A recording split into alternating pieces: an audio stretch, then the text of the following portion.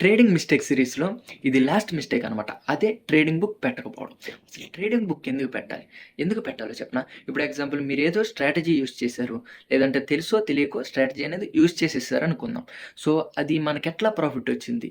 మీకు తెలీదు. సో, తెలీదునప్పుడు ఏం చేస్తారు మీరు? మీరు ఆలోచించుకుంటారు. అసలు ఏం చేశానని ఆలోచించుకుంటారు. అదే మీరు బుక్ పెట్టారనుకోండి క్లారిటీగా. సో, ఆ బుక్‌లో పిన్ టు పిన్ ఎవ్రీడే రాసుకుంటారు. సో, ఒకవేళ మీరు ఈరోజు ప్రాఫిట్ వచ్చింది. నెక్స్ట్ డే లాస్ వచ్చిందనమాట.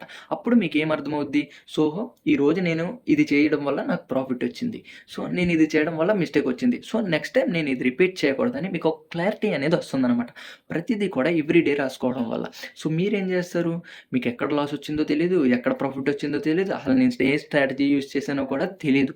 ఎందుకంటే ఇటువంటి ట్రేడింగ్ బుక్ అనేది పెట్టరు కాబట్టి. సో, ఒకవేళ మీరు గనక ట్రేడింగ్ బుక్ గనక పెట్టుకుంటే మీకు ఎక్కడి నుంచి మనీ వస్తుంది, ఎక్కడి నుంచి పోతుంది, నేనేం మిస్టేక్స్ చేస్తున్నాను అనేది మొత్తం కూడా మీకు ఒక క్లారిటీ అనేది వచ్చేస్తదనమాట.